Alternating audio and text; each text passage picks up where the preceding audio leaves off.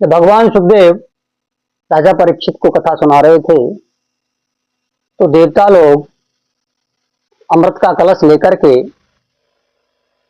सुखदेव जी के पास आए और कहने लगे कि ये जो अमृत का कलश है ना, इस कलश को राजा परीक्षित को पिला दो, और ये जो कथामृत पान है ये हमें इसका पान करा दो। तो सुखदेव जी ने कहा कि देवताओं, ये जो मणि है, यानी ये कांच की मणि देकर के आप ये कथा मूल्य जो अमृत है इसको आप लेना चाहते हैं, कहां आपका सौदा है और कहां ये कथा है। सुखदेव जी ने कथामृत का आदान देवताओं को भी देने से मना कर दिया। इस प्रकार ये जो देवताओं को भी बहुत दुर्लभ है, ब्रह्मा जी ने राजा परीक्षित की मुक्ति को देखकर बड़ा आश्चर्य किया। लघुन्यन्यानि जातानि गौरवेण इदम महत। ब्रह्मा ने देखा इस विमान में राजा परीक्षित जा रहा है।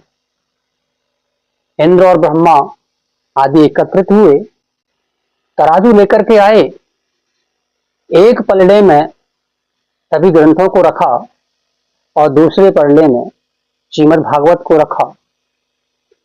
श्रीमद् भागवत का जो पलड़ा है वो झुका। क्यों? क्योंकि जो भारी है वही तो झुकेगा। ब्रह्मा जी ने देवताओं से कहा कि हे देवो, ये कोई पोथी, ये किताब नहीं है, ये तो साक्षात गोविंद है, ये साक्षात श्री कृष्ण है। सौनकादिक ऋषियों ने पूछा कि नारद जी और सनकादिक जो ऋषि थे उनका संयोग प्रभु कैसे हुआ, हम ये जानना चाहते हैं। सूत जी ने कहा, एक दिन विशालापुरी में चारों निर्मल संत सनक, सनंदन, सनातन और सनत कुमार सत्संग के लिए पधारे। वहां उन्होंने नारद जी को देखा। उन सनत कुमारों ने कहा कि नारद जी, क्या बात है, आप बड़े उदास लग रहे हैं, आपको कोई विशेष चिंता है, और इतनी जल्दी में आप प्रभु कहाँ जा रहे हैं और कहां से आ रहे हैं, ये हम जानना चाहते हैं। तो नारद जी ने बड़े विनम्र भाव से उत्तर दिया, हरि क्षेत्रम कुरुक्षेत्रम श्रीरंगम सेतु बंधनम एवमादिषु तीर्थेषु भ्रममाण ततः। हे प्रभु, मैं इस पृथ्वी लोक को सर्वोत्तम लोक समझ करके यहाँ पर आया। हरिद्वार गया, कुरुक्षेत्र गया, सेतुबंधु, रामेश्वर आदि तीर्थों में मैंने इधर उधर भ्रमण किया, किंतु मुझे कहीं संतोष नहीं मिला। प्रभु, कहीं भी मन को शांति नहीं मिली। यहाँ सत्य, तप, दान, शौच, दया कुछ भी देखने को नहीं है। झूठ व्यक्ति इतना बोलते हैं जिसकी कोई सीमा नहीं है। सत्य का तो आचरण है ही नहीं। अधिकतर साधु संत पाखंडी हो गए हैं। घरों में स्त्रियों का राज है। साले लोगों का घर में महत्व बढ़ गया है। स्त्री और पुरुषों के मध्य कलह की स्थिति उत्पन्न हो गई है। जहां देखो वहां कलह ही कलह है। ब्राह्मण लोग पैसा लेकर के वेद पढ़ाते हैं और स्त्रियां अनेक दूषित कर्म करते हुए अपना जीवन निर्वाह करती हैं। और हे प्रभु, संतों का आदर और सम्मान भी समाप्त हो गया है। इस प्रकार मैं कलयुग के दोष देखता हूं और पृथ्वी पर विचरण करता हुआ प्रभु यमुना जी के तट पर मैं जैसे ही पहुंचा तो मैंने वहां एक आश्चर्य देखा। वहां मैंने क्या देखा प्रभु? एक युवती बड़े छिन्न मन से यमुना जी के पास बैठी है और उसके पास दो वृद्ध पुरुष अचेतन अवस्था में पड़े हैं। उसके पास अनेकों स्त्रियां पंखा चला रही हैं और वो युवती उन वृद्ध पुरुषों को हिला डुला करके चेतना लाने का प्रयास कर रही है। तो जब मैंने ये दृश्य देखा तो वहां कौतूहलवश मैं चला गया। जैसे ही मैं वहां गया प्रभु, तो मुझे देख करके वो स्त्री खड़ी हो गई और व्याकुल होकर के कहने लगी, प्रभु थोड़ा आप ठहरिए, मेरी जो चिंता है उस चिंता का समाधान करिए, क्योंकि नारद जी आपके पापों को नष्ट करने वाला दर्शन है, यानी कि आपके दर्शन जो कर लेता है उससे समस्त पाप नष्ट हो जाते हैं। तब नारद जी ने कहा, हे देवी, तुम कौन हो, तुम्हारा परिचय क्या है, और ये जो दोनों व्यक्ति वृद्ध अचेतन अवस्था में पड़े हुए हैं, ये कौन है? तब उस स्त्री ने बड़ा सुंदर परिचय अपना दिया और कहा, अहम भक्ति रीतिम ख्याता इमौ मे तनयो मनो ज्ञान वैराग्य नामानो काल योगेनु जर्जरो। हे प्रभु, मेरा नाम भक्ति है और ये जो दो व्यक्ति आपको दिखाई दे रहे हैं वृद्धावस्था में, ये मेरे दोनों पुत्र हैं, ज्ञान और वैराग्य। ये समय के प्रभाव से काल योगेन जर्जरौ, ये समय के प्रभाव से वृद्ध हो गए हैं और मैं उत्पन्ना द्रविड़े साहम वृद्धिम कर्णाटके गता क्वचिन महाराष्ट्रे गुर्जरे जीयतां गतः। यानी कि मैं महाराज द्रविड़ देश में उत्पन्न हुई और कर्नाटक में मैं बढ़ी और महाराष्ट्र में मुझे बहुत सम्मान मिला, लेकिन जैसे ही मैं गुजरात में आई मुझे बुढ़ापे ने घेर लिया और कलयुग के प्रभाव ने मुझे क्या किया कि पाखंडियों ने मुझे अंग भंग कर दिया और जब से प्रभु मैं वृंदावन में आई हूं तब से तो मैं पुनः नवयुवती हो गई। लेकिन मैं इस स्थान को छोड़ करके जाना चाहती हूं, क्यों? क्योंकि मेरे जो दोनों पुत्र हैं ज्ञान और वैराग्य, ये वृद्ध हो गए हैं। मैं अब यहां एक क्षण भी रुकना नहीं चाहती हूं। ये वृद्ध क्यों हुए, इसका कारण मैं आपसे जानना चाहती हूं। नारद जी ने भक्ति का दुख जानकर के कहा कि हे देवी, ये दोनों जो पुत्र आपके वृद्ध हुए हैं, ये कलयुग के प्रभाव से वृद्ध हुए हैं।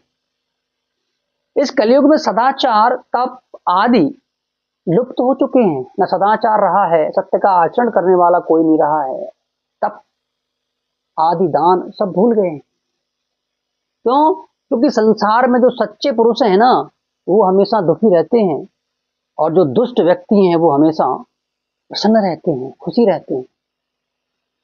वृंदावनस्य संयोगात् वनस्तुं तरुणी नवः धन्यां वृंदावनं तेन भक्तिर्नृत्यति यत्र च। कि वृंदावन के संयोग से तुम पुनः तरुणी हो गई। क्यों? ये वृंदावन धाम धन्य। क्यों? यहाँ भक्ति सर्वत्र निवास करती है। वृंदावन में सभी भक्तों के हृदय के अंदर भक्ति है और ये जो तुम्हारे दोनों पुत्र हैं ज्ञान और वैराग्य, इनका कोई यहाँ ग्राहक नहीं है, इसलिए इनको बुढ़ापे ने आ घेरा है। नारद जी बोले, देवी तुमने मुझसे पूछा है ना कि मेरे जो दोनों पुत्र हैं इनकी जो वृद्धावस्था है उनको कैसे दूर किया जाए, तो मैं तुम्हें ये बहुत ही अच्छा उपाय बताता हूं, जिससे तुम्हारे जो दोनों वृद्ध पुत्र हैं वो जरूर तरुण होंगे। क्योंकि जो तपस्या योग और समाधि से भी जो प्राप्त नहीं होता है वो कलयुग में हरि कीर्तन से मिल जाता है। यत् फलम नास्ति तपसा न योगेन समाधिना तत्फलं लभते सम्यक् कलौ केशव कीर्तनात्। हे देवी, सतयुग में, त्रेता युग और द्वापर युग, इन तीनों युग में ज्ञान और वैराग्य ही मुक्ति का साधन थे, लेकिन कलयुग में तो केवल भक्ति ही मुक्ति का साधन है। कलयुग में इनकी उपेक्षा हुई है ना, तो इसलिए जो तुम्हारे जो दोनों पुत्र हैं वो वृद्ध हो गए हैं। तुम चिंता ना करो, ये बहुत अधिक समय तक वृद्ध नहीं रहेंगे। भक्ति नारद जी से कहने लगी कि आप धन्य हैं प्रभु, आप बड़े कृपालु हैं, बड़े दयालु हैं आप। आपका एक क्षण, यानी कि आपने एक क्षण में मेरा सारा दुख दूर कर दिया। लेकिन प्रभु, मेरे जो दोनों पुत्र हैं ना, इनको अभी चेतना नहीं आई। आप शीघ्र ही इन्हें सचेत कीजिए प्रभु, इन्हें आप जगा दीजिए। भक्ति के वचन सुनकर नारद जी, उनका हृदय करुणा से भर गया। उन्होंने, नारद जी ने उन दोनों पुत्रों को अपने हाथों से हिलाना डुलाना प्रारंभ कर दिया। हे ज्ञान, हे पुत्र, हे जगो कृष्ण, हे ज्ञान, हे वैराग्य, दोनों उठो। लेकिन कोई उनमें अंतर दिखाई नहीं दिया। नारद जी ने वेद पाठ किया, गीता पाठ किया, गीता पाठम मुहुर्मुहु, और ज्ञान वैराग्य दोनों को जगाने का प्रयास किया, लेकिन कुछ प्रभाव नहीं हुआ। जैसे जैसे गीता पाठ होता वैसे वैसे ही वो चेतना आती जाती, लेकिन जैसे ही गीता पाठ बंद होता उन्हें वृद्धावस्था में चले जाते। नारद जी को बड़ी चिंता हुई और वे सोचने लगे कि अब मुझे क्या करना चाहिए, कि मैं ऐसा क्या करूं जिससे जो ज्ञान और वैराग्य हैं दोनों सचेत अवस्था में आ जाएं। उसी समय आकाशवाणी हुई कि हे मुनि, इसके लिए तुम सत्कर्म करो। उसी क्षण ज्ञान और वैराग्य को छोड़ करके नारद जी वहां से चल पड़े। नारद जी बहुत चिंतातुर में बद्रीवन की तरफ आए। उसी समय वहां उन्होंने सनकादिक मुनीश्वरों को देखा। जैसे ही सनकादिक मुनीश्वरों को देखा, नारद जी ने उनको प्रणाम करके कहा, हे महात्माओं, कि आकाशवाणी ने मुझे सत्कर्म करने के लिए कहा है, यह सत्कर्म क्या है, यह जानने के लिए मैं आपके पास आया हूं कि ज्ञान और वैराग्य को किस प्रकार चेतना अवस्था में लाया जाए। सनकादिक मुनि बोले, नारद, चिंता मा करो, चिंता मत करो। उनकी वृद्धावस्था में जो आई है, उनको उद्धार के लिए बहुत ही सरल उपाय है। जिस आकाशवाणी ने तुम्हें सत्कर्म करने के लिए कहा है, वह सत्कर्म कोई और नहीं है, श्रीमद् भागवत कथा ज्ञान यज्ञ है।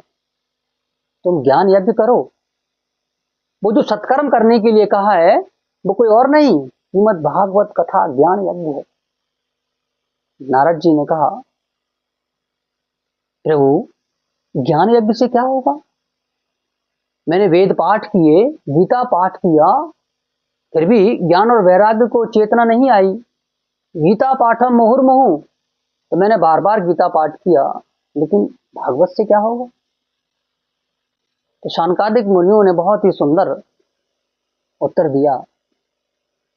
वेदोपनिषदाम सारा जाता भागवती कथा, अत्युत्तमा ततो भाति फलकृति। वेदोपनिषदाम सारा जाता भागवती कथा। हे नारद जी, वेद और उपनिषदों का जो सार है ना, वही तो भागवत है। वृक्ष का पूरा जो सार है वो फल में होता है। वैसे पूरा वृक्ष रस में है, लेकिन आप सोचें कि फल की प्रतीक्षा क्यों की जाए, सीधा फल को खा लें। लेकिन वृक्ष को खाने से तो वो स्वाद आएगा नहीं। तो इसलिए जो वेद है ना वो है कल्प वृक्ष, और फल की आकृति में जो रस है वो है श्रीमद् भागवत। इसलिए इस फल को क्या है, पिया जाता है। अब कुछ लोगों ने कहा कि व्यास जी ये फल पिया थोड़ी जाता है, फल तो खाया जाता है। ये फल पिया इसलिए जाता है कि इस फल में न गुठली है न छिलका है, रसम आलयम मुहुर्मुहु, इसलिए इस फल को पिया जाता है, कथामृत पान किया जाता है। नारद जी बोले तो फिर ये प्रभु कथा कराई कहां जाए, ऐसा कोई स्थान सुनिश्चित किया जाए जहां पर ये कथा हो सके। तो कथा के लिए बहुत सुंदर भूमि बताई कि हरिद्वार के पास एक आनंद नाम का तट है, और वहां उस तट पर बहुत सारी जो वृक्ष लगे हुए हैं वो घने जंगल के रूप में हैं, और वहां एक चबूतरा है, वो व्यास गद्दी बन जाएगी। और जो ठंडी वायु है, ठंडी ठंडी वायु, और वहां जो रेत बिछी हुई है उस रेत पर कथा सुनने वाले बैठ जाएंगे। इसलिए बहुत सुंदर जगह वहां है। तो नारद जी आप ऐसा करिए, भक्ति माता को आप आमंत्रित करो। तो ज्ञान और वैराग्य के कानों में जब ये कथा जाएगी तो दोनों पुष्ट हो जाएंगे। भक्ति माता को आमंत्रित किया गया, व्यास गद्दी को लगाया गया, और सनत कुमार जी उस व्यास गद्दी पर विराजमान हो गए। जैसे ही संतों को पता चला कि साक्षात सनक सनंदन सनातन और सनत कुमार जी कथा कह रहे हैं, तो बड़े बड़े ज्ञानी महात्मा अत्रि वशिष्ठ चवन गौतम ऋषि, समस्त वेदों की ऋचाएं, स्थावर जंगम, सारे संत बनकर के वहां पर पधारे। ज्ञान वैराग्य के लिए आसन बिछाया गया। भक्ति ज्ञान वैराग्य तीनों आसन पर विराजमान हुए। काशी वास करने से और गंगा स्नान करने से जो फल मिलता है वही फल भागवत कथा सुनने से मिलता है।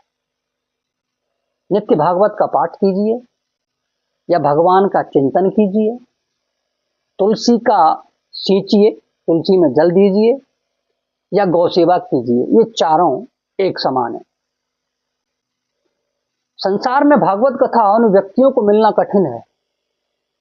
क्यों? क्योंकि जब जब हमारे पुण्य उदय होते हैं तब तब हमें ये कथा सुनने को प्राप्त होती है। जब श्री कृष्ण परम धाम को छोड़कर अपने नित्य धाम जाने लगे तब उद्धव जी ने कहा, प्रभु मुझे तो आपको छोड़कर इसकी रक्षा करने वाला कोई दिखाई नहीं देता। तो भगवान श्री कृष्ण ने अपनी सारी शक्ति भागवत में रख दी। इसलिए भागवत कथा सुनने से क्या है, सब पाप नष्ट हो जाते हैं। सूत जी कहते हैं कि जिस समय सनत कुमार सप्ताह श्रवण की जो महिमा है का बखान कर रहे थे, उस समय सभा में एक बड़ा आश्चर्य हुआ। बहुत ही बड़ा आश्चर्य हुआ कि भक्ति माता के जो दोनों पुत्र हैं, ज्ञान और वैराग्य, तरुण अवस्था को प्राप्त हो गए। भक्ति माता बार बार श्री कृष्ण हरे मुरारी हे नाथ नामेनि महुर बदंती, इस मंत्र का उच्चारण करने लगी, नृत्य करने लगी, और भक्ति माता हाथ जोड़कर कहने लगी, हे प्रभु मैं इस कलयुग में प्राय नष्ट हो गई थी, लेकिन आपने इस कथामृत से मुझे सींच करके उन्हें पुष्ट कर दिया है। अब आप बताइए कि मैं कहां रहूं। यह सुनकर सनत कुमार जी ने कहा कि भक्ति आप भक्तों के हृदय में जाकर के रहो। भक्ति माता तुरंत भगवान के जो भक्त हैं उनके हृदय में जाकर के विराजमान हो गई। नारद जी कहने लगे, हे मुनीश्वर, आज सप्ताह श्रवण की बड़ी अलौकिक महिमा मैंने देखी। कृपया करके आप मुझे ये बताइए कि इस कथा को सुनकर के कौन कौन जो लोग हैं वो पवित्र हो सकते हैं। सनत कुमार जी बोले कि जो लोग तरह तरह के पाप करते हैं, निरंतर दुराचार में रहते हैं, वे सभी यदि भागवत श्रवण करें तो उस कथा सुनने से पवित्र हो जाते हैं। जो नित्य झूठ बोलते हैं, माता पिता की निंदा करने वाले, दंभी और दूसरों को देख करके जलने वाले, ईर्ष्या करने वाले, ऐसे व्यक्ति यदि भागवत कथा का श्रवण करें तो उनका भी उद्धार निश्चित है। मदिरापान करने वाले, परस्त्री गमन करने वाले, ब्रह्म हत्या करने वाले, और मैं तो यहां तक कहता हूं नारद जी कि जिस व्यक्ति ने जीवन भर पाप कर्म किया हो और पाप कर्म करते करते उसकी अकाल मृत्यु हो गई हो, तो उस व्यक्ति के नाम से, उसके निमित्त यदि भागवत करा दें तो प्रेत योनि से वो मुक्त हो जाता है। नारद जी बोले, प्रभु थोड़ा विस्तार से बताओ, मेरे थोड़ी बात कम समझ में आई। तो सनत कुमार जी बोले कि नारद जी, एक तुंगभद्रा नदी है, उसके तट पर एक गांव है जिसका नाम है उत्तम नगर। वहां एक आत्मदेव नाम के पंडित जी रहते थे। बहुत सत्कर्म करते थे, वेदों को जानने वाले, सूर्य के समान तेजस्वी ब्राह्मण थे। और उनकी एक पत्नी थी, नाम था धुंधली। बड़ा ही क्रूर स्वभाव, बड़ी कर्कश स्वभाव वाली, झगड़ालू और कृपण थी, कंजूस। घर में गौ माता थी, बांझ हो गई। तुलसी का पौधा भी वहां रखा, वो भी सूख गया। आत्मदेव ब्राह्मण के कोई पुत्र नहीं था। पुत्र प्राप्ति के लिए अनेक सत्कर्म किए, दान किए, लेकिन फिर भी कोई पुत्र प्राप्त नहीं हुआ। एक दिन वह ब्राह्मण दुखी होकर घर से निकलकर वन को चल दिए। रास्ते में उन्होंने एक संत को देखा। संत बोले, हे ब्राह्मण देवता, तुम रोते क्यों हो? क्यों चिंता करते हो? क्या कारण है तुम्हारे इस दुख का? मैं जानना चाहता हूं। आत्मदेव बोले, भगवान, मुझे कोई संतान नहीं है और बिना संतान के तो जग सूना सूना दिखाई देता है। मैं यहां अपने प्राणों का त्याग करने आया हूं। मैं जिस गाय को पालता हूं वो बांझ हो गई, और जो पेड़ लगाता हूं उस पेड़ पर न फूल आता है न फल आता है। और इतना कहकर तो आत्मदेव जी रोने लगे। उस संत के मन में करुणा आ गई और उस संत ने आत्मदेव की मस्तिष्क की रेखाओं को देखा और कहा, हे ब्राह्मण, तुम्हारी मस्तिष्क की रेखाओं को मैं देख रहा हूं और ये परम सत्य है। इस जन्म में तो क्या, अगले 7 जन्म में भी तुम्हारे कोई संतान नहीं है, और अब तुम इस संतान की आशा को छोड़ दो। आत्मदेव जी तो और रोने लगे। कहा, प्रभु, मुझे किसी भी प्रकार, मुझे तो पुत्र की प्राप्ति होनी चाहिए, नहीं तो मैं आपके सामने अपने प्राणों को यहीं पर परित्याग कर दूंगा, प्राणों का त्याग कर दूंगा। संत ने कहा, आत्मदेव, विधाता के लेख को मिटाने का प्रयास मत करो, और प्राणों का अंत करने से होगा भी क्या। तब आत्मदेव ने बहुत ही आग्रह किया। तब उस संत ने उसके दुख को देख करके उन्हें एक फल देकर के कहा कि आत्मदेव, मैं तुम्हें एक ये फल देता हूं, इस फल को ले जाकर अपनी पत्नी को खिला देना, तुम्हें एक पुत्र उत्पन्न होगा। आत्मदेव जी बड़ी खुशी होकर के उस फल को ले जाकर अपने स्त्री, जो इसका नाम धुंधली था, उसको देकर कहा कि हे देवी, ये जो फल है एक संत ने मुझे दिया है और इस फल के खाने से तुम्हें एक पुत्र उत्पन्न होगा।